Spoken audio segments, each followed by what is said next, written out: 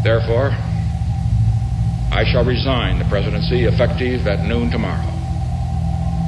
Vice President Ford will be sworn in as president at that hour in this office. President Ford this morning, as he left his home to come here for this occasion, said it was indeed one of the saddest incidents that he's ever seen. There's the president waving goodbye. You hear the applause.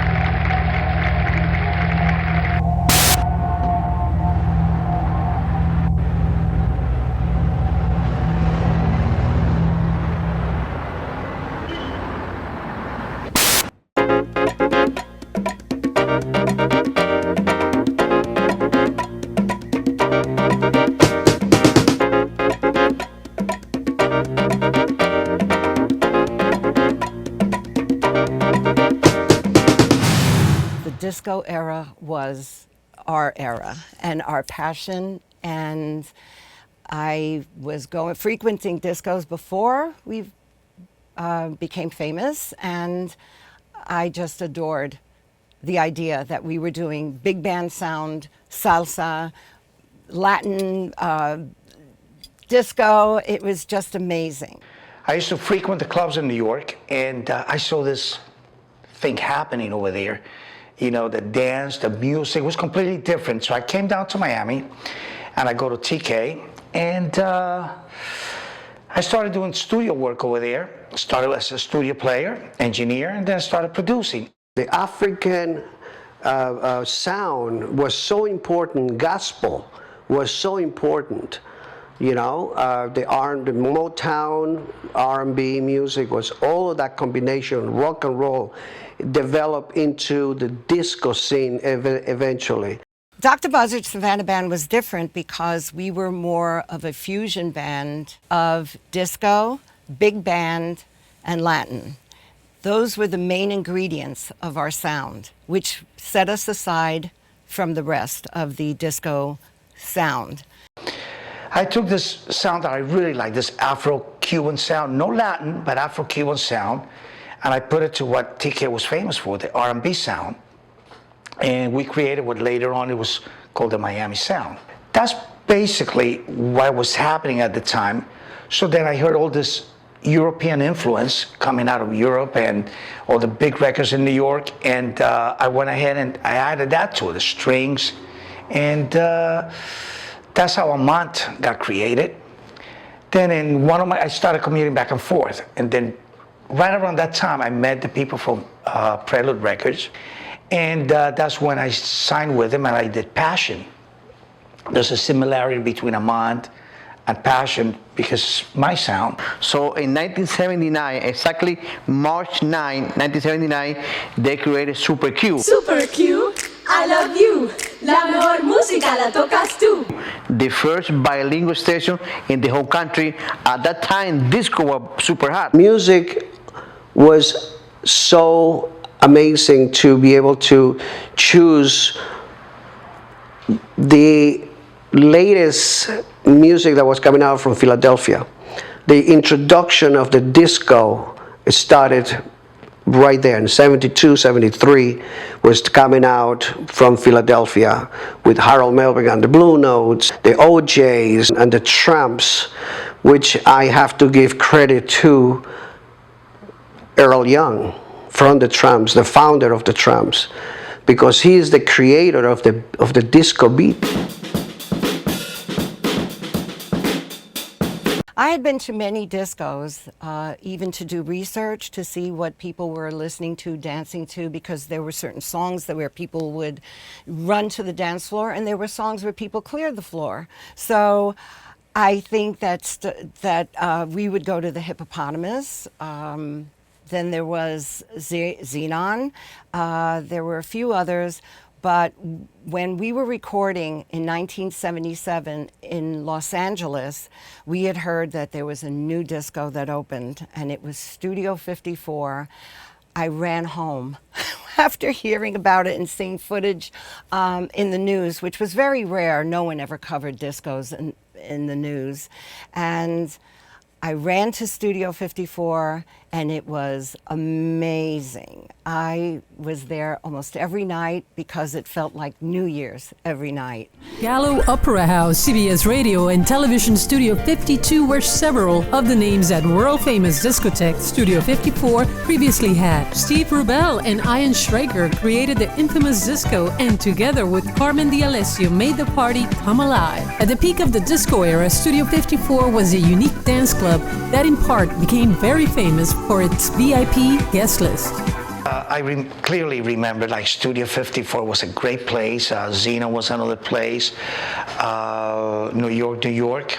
It was a great the Underground. I was the midnight guy for a long time, and people used to call me a lot because we used to do a lot of Super Q nights in different clubs.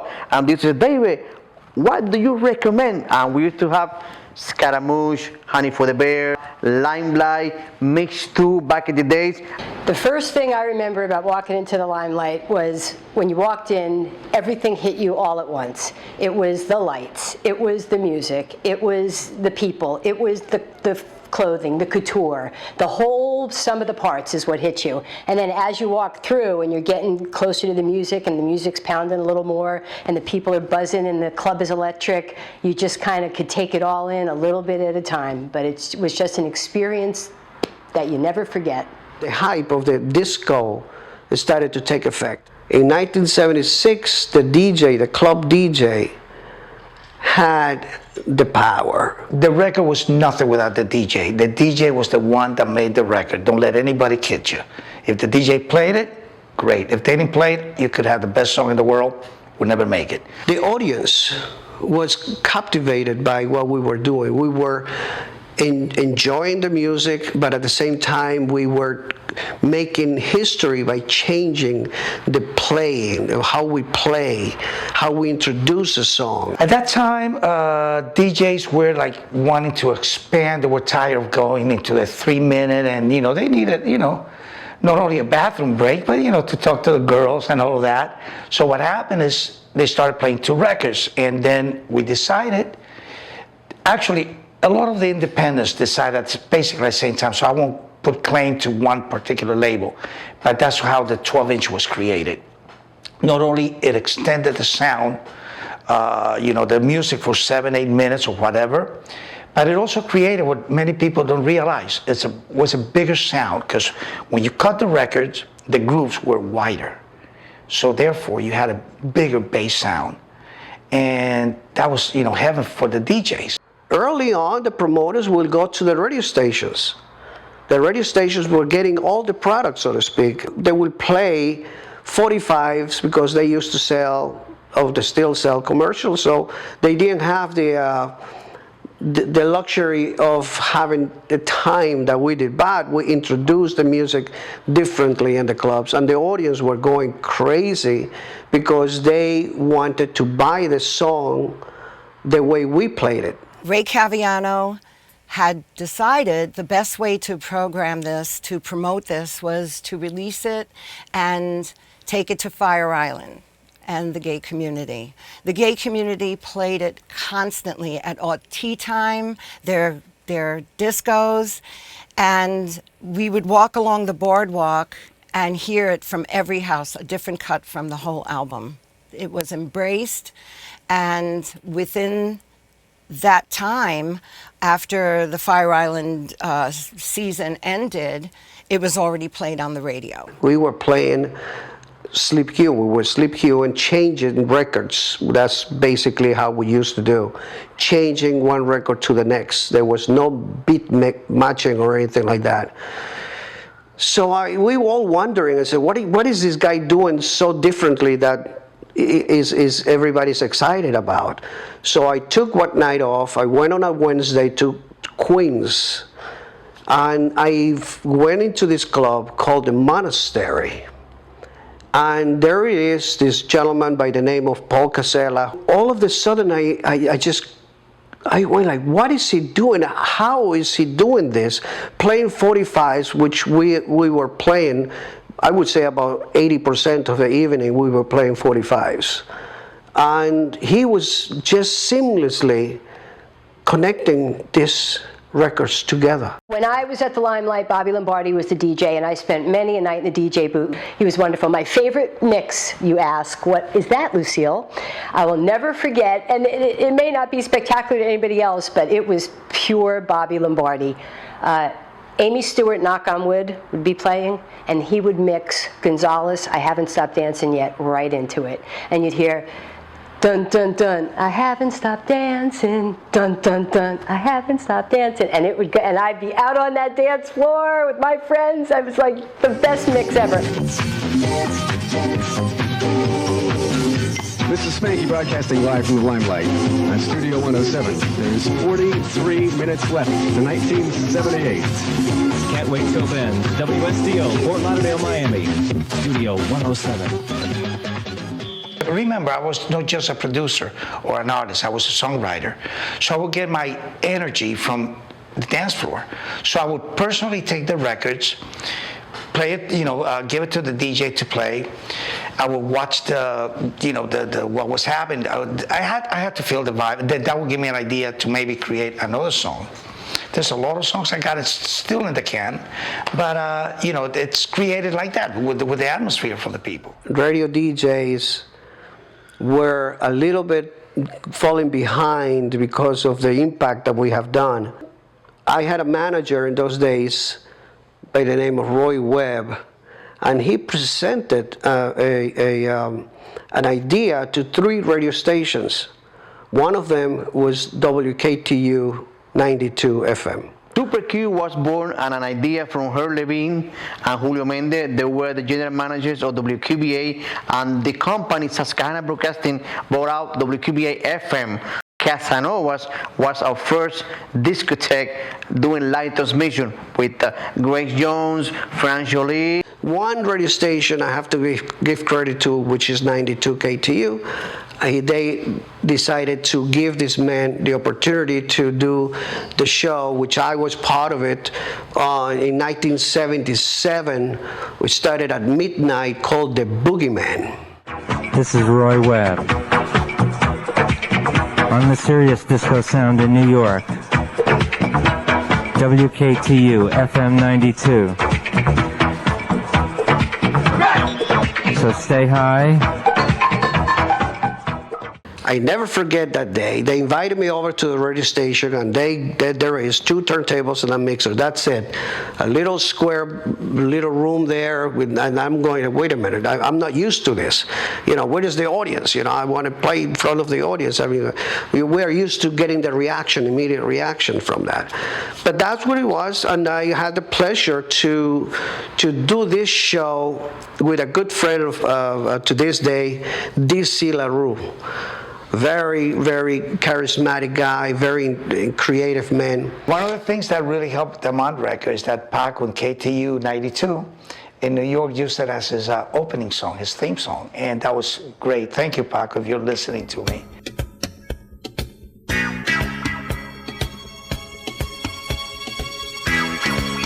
What I can describe most about the 70s disco era was the fashions. 2 words.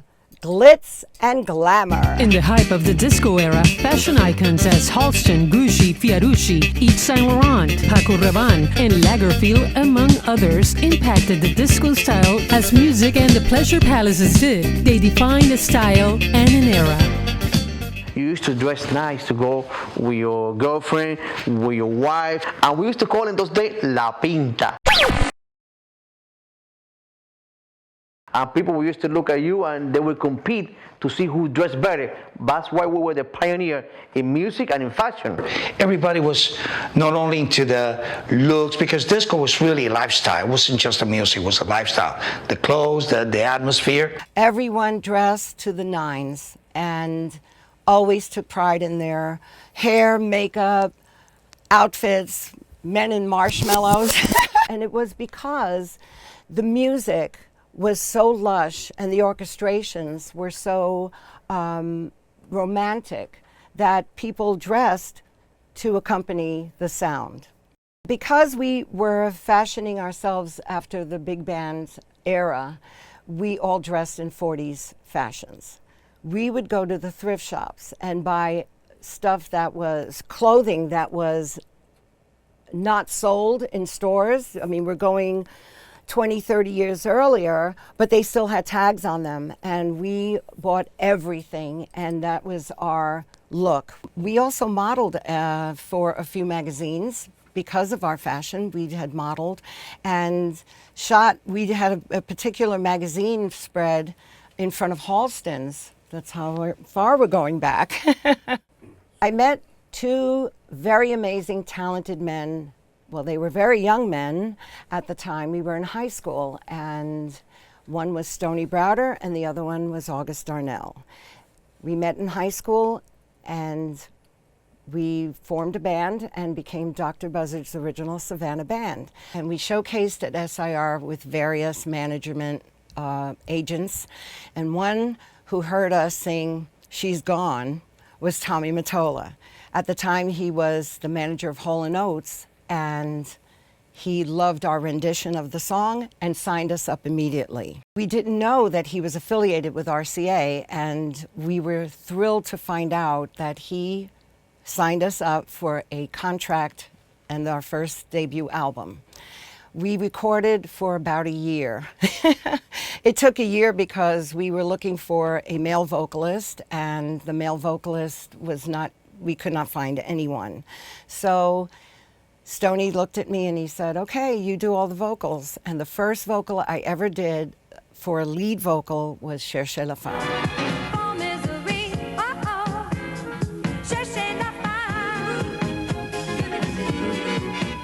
Cherchez la Femme is an expression. It's an old French expression that was used in many old movies, and it is look for the woman. It means behind every man's problem is a woman. And we used Tommy Mottola's name. We had a fictitious name that we used, and because we wanted to pay tribute for all he had done for us, to give us the opportunity to have a career in music as a recording artist, we immortalized him by using his name.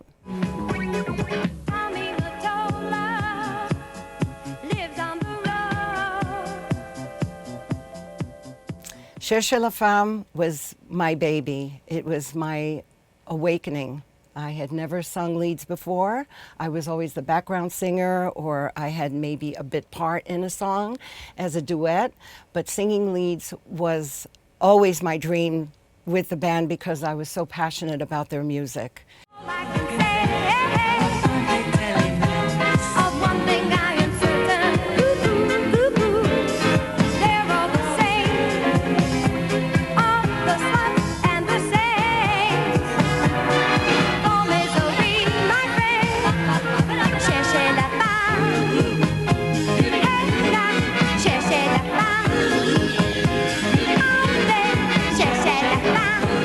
Well, David Mancuso developed the loft, created the loft. created the by invitation only.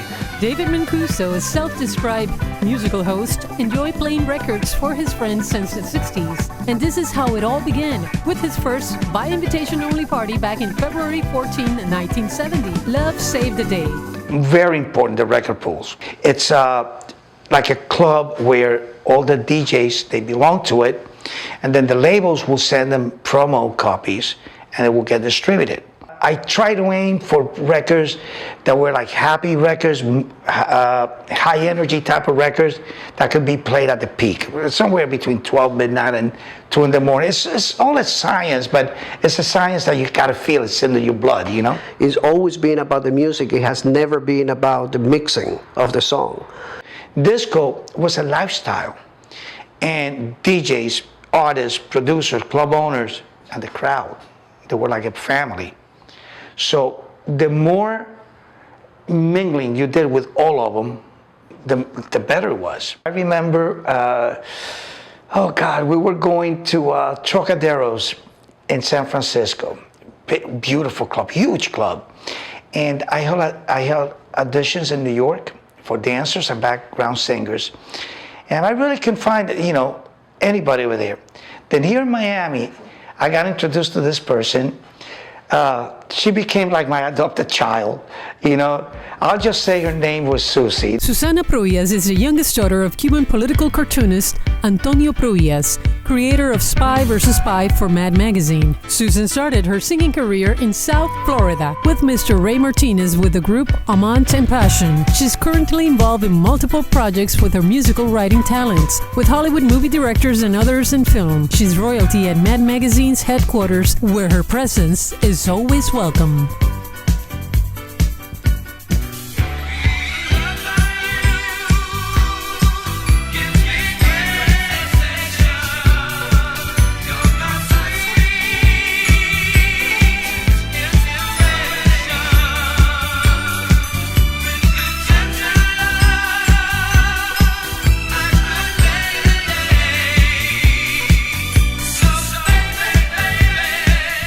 One of the most memorable shows I've done recently was in Chicago, July 4th, 2 years ago.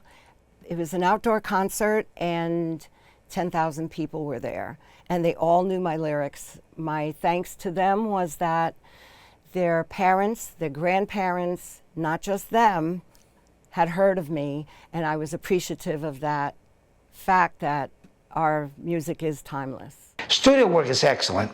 However, there was nothing like, the stage. Being the DJ of Super Q, even though it was the graveyard shift, like from 12 to 6, it was a blessing because I learned, I talked to people, I recommend people where to go, the kind of music, it was excellent, and it's my experience that has been in the business for 37 years already. I'm so lucky that I can say now, I'm 65, and I can say that I'm one of the first DJs to learn from the maestro, from my mentor, Francis Grasso. And we all enjoyed the music as we were the innovators, the risk takers. Which means my music has endured the test of time, as I hope I will. So in the end, the music continued to play with a new beat. The doors of the Pleasure Palaces closed for good as the mega clubs opened their doors and made way for a new style of nightlife vibe.